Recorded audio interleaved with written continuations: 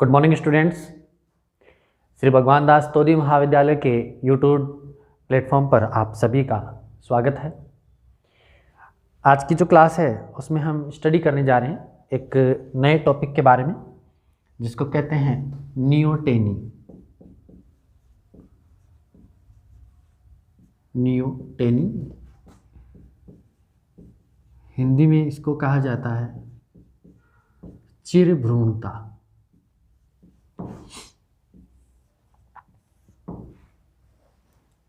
ये आपके developmental biology से रिलेटेड ही पार्ट है। आपने सुना होगा कि और पिछली जो अपनी कक्षाएं हैं उनमें हमने स्टडी की थी डेवलपमेंटल बायोलॉजी से रिलेटेड जो अपने चैप्टर पढ़े हैं हमने उन चैप्टर्स के माध्यम से हमने ये पढ़ने का प्रयास किया कि शुरुआत में किस तरीके से जो स्पर्म तथा ओवम का फॉर्मेशन होता है और उनके निर्माण के बाद फर्टिलाइजेशन की प्रक्रिया संपन्न होती है और फर्टिलाइजेशन की प्रक्रिया के बाद जाइगोट बनता है और उस जाइगोट से आप देखते हैं एक एडल्ट का फॉर्मेशन होता है। तो ये जो एडल्ट का निर्माण यहाँ पर हो रहा है, इस एडल्ट के निर्माण में जो अलग अलग स्टेजेज और जो टाइम है, क्योंकि डिफरेंट टाइप की स्टेजेज यहाँ उनसे होकर के ये एडल्ट के निर्माण की प्रक्रिया संपन्न होती है। रीज़न क्या है उसका कि यहाँ पर हम देखते हैं कि एक मल्टी सेलुलर ऑर्गेनिज्म का फॉर्मेशन होता है। एक मल्टी सेलुलर एनिमल का यहाँ पर निर्माण हो रहा है और इस मल्टी सेलुलर एनिमल के निर्माण के आधार पर या फिर इनके डेवलपमेंट के प्रोसीजर के बेसिस पर हम देखते हैं जो इनकी डेवलपिंग जो डेवलपमेंट का जो प्रोसीजर होता है उसके बेसिस पर आपने ये भी देखा है कि जो अंडा होता है उस अंडे से जब सीधे एडल्ट का निर्माण हो, और वो एडल्ट का निर्माण कब होगा, जब यहाँ पर माइक्रोलेसिथल एग अगर है, मान लीजिए माइक्रोलेसिथल का मतलब ऐसे अंडे जिनके अंदर माइक्रो का मतलब होता है सूक्ष्म और सूक्ष्म मात्रा में लेसिथल का मतलब होता है पित्तक, जिसमें पित्तक की मात्रा अत्यंत सूक्ष्म हो। तो ऐसे एनिमल के अंदर जब डायरेक्ट एडल्ट जब बनेगा तो इसका मतलब उसको पोषण की जो प्रक्रिया है, न्यूट्रिशन का जो प्रोसेस है, वो किसी दूसरी संहति के द्वारा करवाया जाएगा या उस तरीके की कोई व्यवस्था की जाएगी जिसमें कि ये जो अंडा है इसके अंदर जो भ्रूण विकसित हो रहा है वो एक एडल्ट के रूप में कन्वर्ट हो जाए, एक विकसित भ्रूण के रूप में निर्मित हो जाए। ठीक है, तो आपने देखा है कि इस न्यूट्रिशन को प्रोवाइड करवाने के लिए ऐसे जंतुओं के अंदर प्लेसेंटा या अप्रा विकसित होती है, जो क्या कर रही है, इस जंतु को भ्रूणीय अवस्था जब प्राप्त हो इसको या उस भ्रूण के निर्माण तक की जो अवस्था है उसमें इसको कंप्लीट न्यूट्रिशन प्रोवाइड करवा दिया जाए। तो ऐसे जंतु जिनके अंदर इस प्रकार की व्यवस्था रहती है उसको हम क्या कहते हैं, डायरेक्ट टाइप का डेवलपमेंट। और आप देखेंगे कि ये जो भ्रूण है ये एक विकसित यंग एडल्ट में जब कन्वर्ट होगा तो यंग एडल्ट के रूप में कन्वर्ट होने के लिए डिफरेंट टाइप के जो अपने शरीर के अंदर हार्मोन मौजूद होते हैं, वही हार्मोन क्या क्या रोल प्ले करते हैं। ये जो हार्मोनल सिस्टम है ये क्या क्या रोल प्ले कर रहा है, देखो अपने शरीर के अंदर पहली चीज मान लीजिए आपका ब्लड रेगुलेशन, हमारे शरीर के अंदर होम्योस्टेसिस, हमारे शरीर के अंदर ग्रोथ के लिए रिस्पॉन्सिबल है। ठीक है, हमारे शरीर के अंदर जो गोनेडियल जो ग्रोथ है उसके लिए रिस्पॉन्सिबल है। आपने देखा होगा जो अलग अलग टाइम पीरियड होते हैं, प्यूबर्टी टाइम है ना, जैसे हम एडल्ट को बनते हुए देखते हैं, तो एडल्ट के निर्माण के बाद ही उसके अंदर क्या होगा, एक वो जब जनन क्षमता वो अपने शरीर के अंदर डेवलप कर लेते हैं, उन्हीं को हम यंग एडल्ट के रूप में जानते हैं। उससे पहले हम उनको इन्फेंट है ना, अलग अलग जैसे आप क्लासीफाई करेंगे जंतुओं में हम क्लासीफाई करते हैं, उनमें जुवेनाइल है, इन्फेंट है, इस तरीके की जो स्टेजेस हैं वो डेवलप होती है। तो ये जो स्टेजेस डेवलप हो रही हैं उसके पीछे कहीं ना कहीं किन चीज़ों का रोल है। पहला तो ये कि डेवलपमेंट का प्रकार क्या है, दूसरा उस जंतु के अंदर हार्मोनल सिस्टम का रोल क्या है। ये दोनों चीज़ें क्या करेंगी, उस जंतु को यंग एडल्ट के रूप में कन्वर्ट होने के लिए उत्तरदायी होंगी, क्योंकि इन सब में छिपी हुई है उस जंतु की ग्रोथ। ठीक है।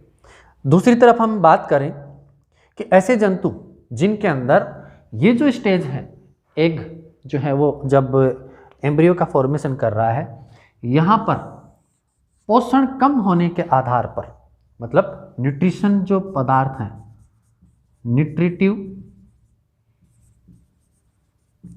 सब्सटेंसेज जो हैं, उनकी कमी जब होती है तो यहाँ पर एक विकसित भ्रूण का निर्माण नहीं हो पाता।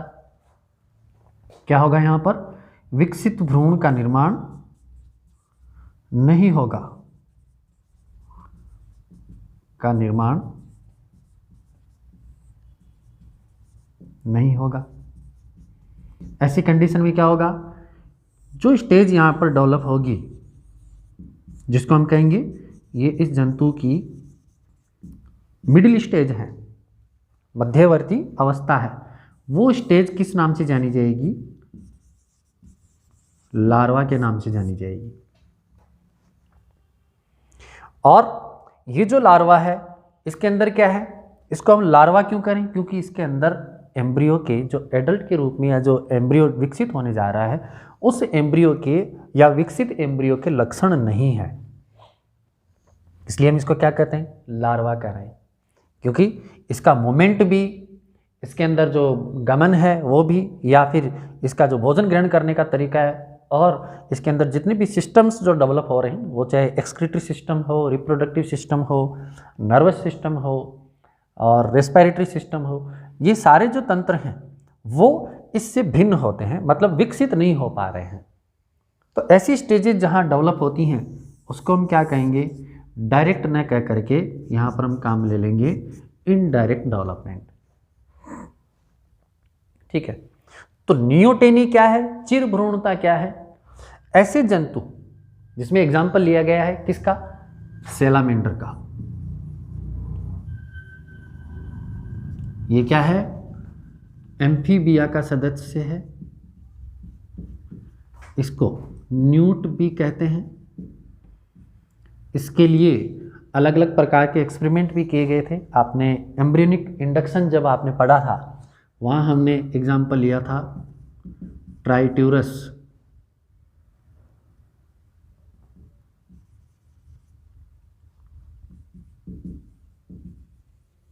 टीनियटस का, और एक और हमने एग्जाम्पल लिया था, आपको याद हो, ट्राइट्यूरस क्रिस्टेटस का। ये दो अलग अलग स्पीसीज हैं इसकी, ठीक है, सेलामेंडर की। तो उस पर आपने अलग अलग जो एक्सपेरिमेंट पढ़े थे, तो यहाँ पर जो सेलामेंडर है उस पर यहाँ पर एक्सपेरिमेंट किए गए हैं, और सेलामेंडर में ये देखा गया है कि इसकी जो लार्वल स्टेज होती है जिसको हम कहते हैं एक्जोलोटल लार्वा,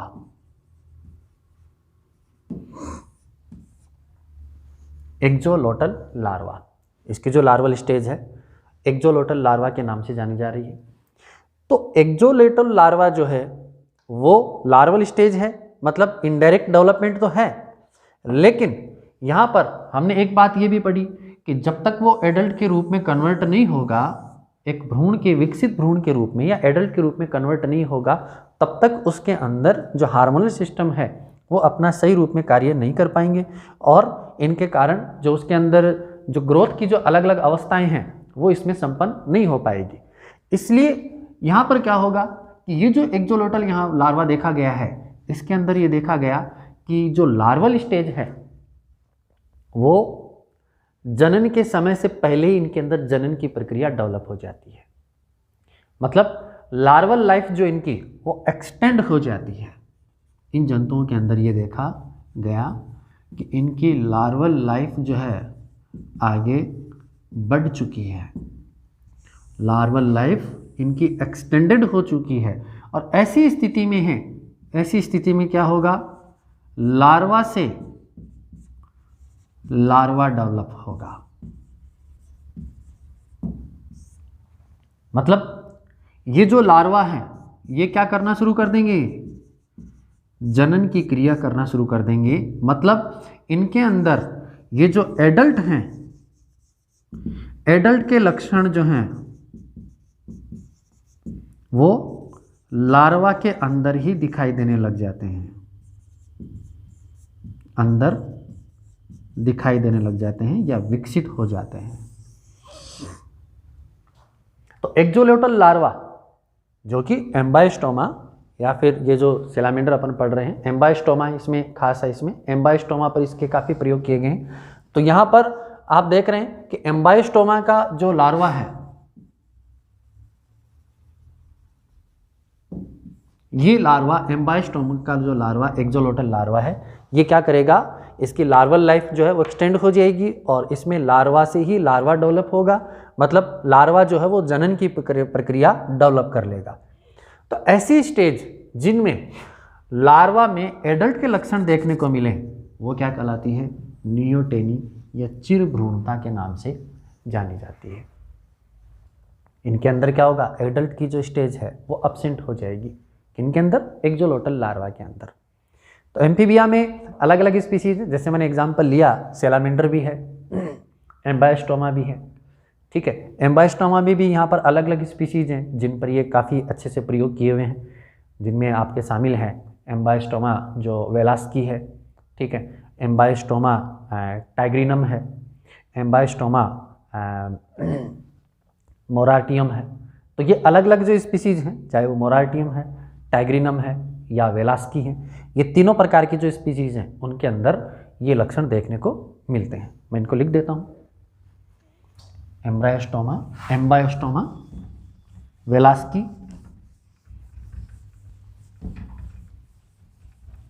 कौन कौन सी इसकी स्पीसीज है जिनके अंदर ये लक्षण देखने को मिलेंगे, एम्बायोस्टोमा,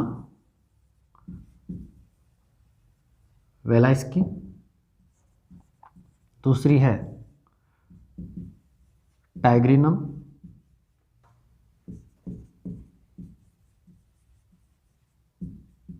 मोराटियम, ठीक है।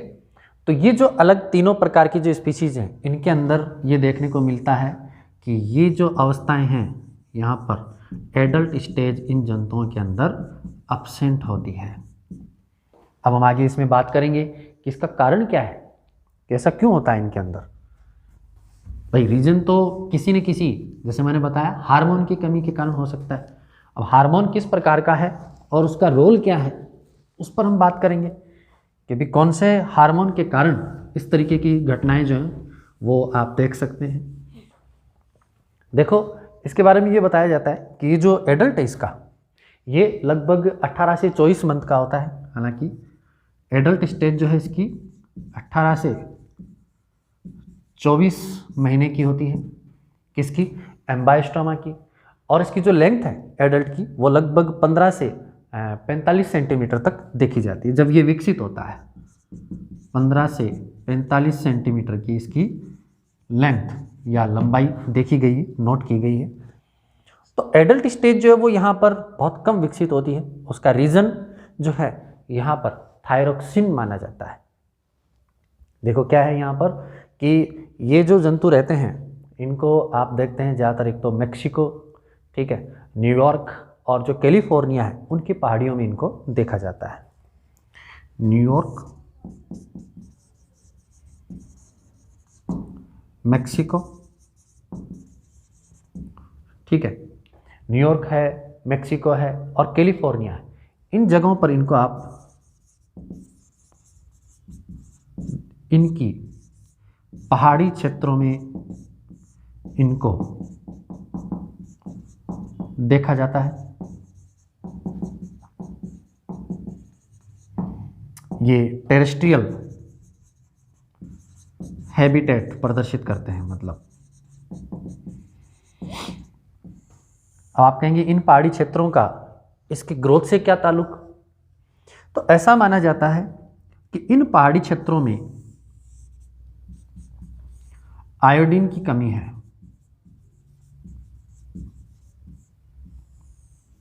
देखो, एक अकेला आयोडीन क्या कर सकता है, और इस आयोडीन की कमी के कारण इन जंतुओं के अंदर जो थायराइड है वो कम विकसित होती है।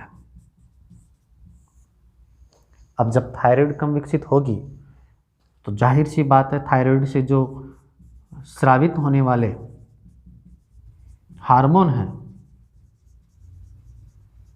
उनकी भी क्या होगी, कमी देखी जाएगी, खासकर किसकी, थायरोक्सिन की। और थायरोक्सिन के लिए क्या होता है, आयोडीन की आवश्यकता होती है, चाहे वो माइक्रोग्राम में क्यों ना हो। तो थायरोक्सिन की यहाँ पर कमी है, इट मीन्स थायरोक्सिन की कमी के कारण इन जंतुओं के अंदर जो एडल्ट के लक्षण हैं वो डेवलप नहीं हो पाते। हालांकि साइंटिस्ट ने क्या किया, इस आयोडीन की कमी का भी पता कैसे चले कि भी केवल इसी की कमी के कारण ये डेवलप हो रही है, तो उन्होंने क्या किया, थायरोक्सिन के इंजेक्शन लगाए। किनको? जो इनकी लार्वल स्टेज थी उनको। जब थायरोक्सिन के इंजेक्शन लगाए गए सॉरी, इनकी जो एडल्ट स्टेज है उसको जब थायरोक्सिन के इंजेक्शन दिए गए, या फिर हम ये कहें सॉरी आयोडीन के इंजेक्शन दिए गए, तो आयोडीन के इंजेक्शन के कारण इनके अंदर थायरोक्सिन हार्मोन का डेवलपमेंट हुआ और इसका विकास हुआ या इसका सिक्रेशन हुआ। तो थायरोक्सिन के सिक्रेशन के साथ ही यहाँ पर क्या होगा कि ये जो इनके अंदर जो एडल्ट में जो कन्वर्ट होने के लक्षण हैं, जो इनके लार्वा स्टेज जो है, लार्वल स्टेज जो है वो एडल्ट के रूप में जब कन्वर्ट हुई तो इनके अंदर ये लक्षण नहीं देखा गया फिर, जो कि लार्वा से लार्वा ही विकसित हो रहा था।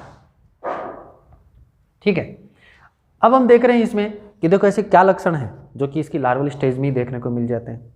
आप एग्जाम्पल लें इसके, तो इसमें देखो क्या क्या चीज़ें शामिल हैं। इसकी जो लार्वल स्टेजेज हैं, टाइग्रिनम, वेलास्की, मोराटियम, इन सब जंतुओं के अंदर आप ये एम्बाइस्टोमा में देख सकते हैं। देखो लक्षण जो है वो क्या क्या दिखाई देंगे इसके लार्वल स्टेज के अंदर। आपको इसमें डायग्राम आप बनाए तो ठीक है, न बनाए तो भी आप इसके केवल लक्षण लिख सकते हैं। इनमें देखो क्या चीज़ें डेवलप होगी, एक्सटर्नल गिल, इनका विकास हो जाएगा, ये डेवलप हो जाएंगे इसके लार्वल स्टेज के अंदर ही। ठीक है, एक्सटर्नल गिल के अलावा इनके अंदर आप जो गिल दरारें हैं उनको भी आप देख पाएंगे, जिनको हम कह रहे हैं गिल क्लेफ्ट का भी यहाँ पर क्या होता है, निर्माण हो जाता है। इसके अलावा इस जंतु के अंदर आप देखेंगे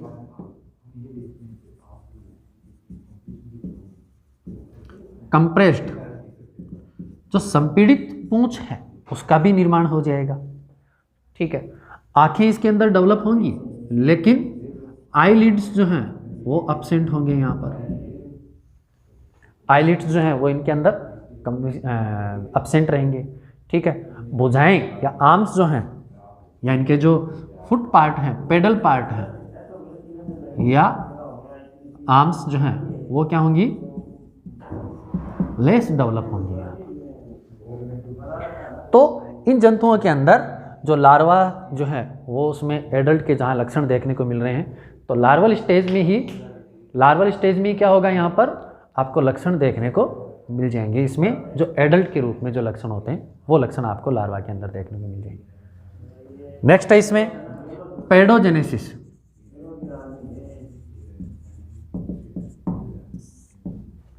जिसको हम कहते हैं शावक जनन। पेडोजेनेसिस में क्या होता है कि जब लार्वा से लार्वा की उत्पत्ति होती हो तो वो स्टेजेस क्या कहलाएगी, पेडोजेनेसिस कहलाएगी। ये लक्षण न केवल आपको इसमें देखने को मिल रहे हैं, बल्कि आप जो लिवर फ्लू का आपने पढ़ा है,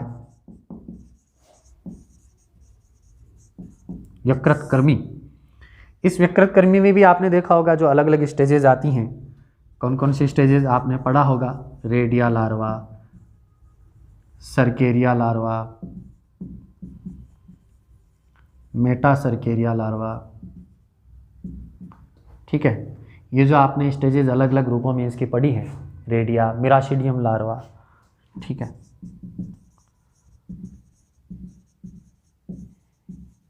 इनमें क्या हो रहा है?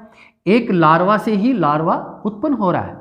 तो एक तरीके से पेडोजेनेसिस का जो श्रृंखलाबद्ध जो एग्जाम्पल है वो हम इसमें लिवर फ्लूक के अंदर देख सकते हैं, यकृत कृमि के अंदर हम देख सकते हैं। तो ये था आज का अपना चैप्टर जिसमें हमने स्टडी की नियोटेनी के बारे में, चिर भ्रूणता के बारे में, जिसमें हमने देखा कि किस तरीके से एम्बायोस्टोमा की जो स्पीशीज हैं वो एडल्ट के रूप में कन्वर्ट ना होकर के एडल्ट के जैसे ही लक्षण उत्पन्न कर रही हैं। अगले वीडियो में हम नेक्स्ट जो अपनी टॉपिक है उसकी हम चर्चा करेंगे। उम्मीद करता हूँ आपको ये अच्छे से समझ में आया होगा। तब तक के लिए धन्यवाद।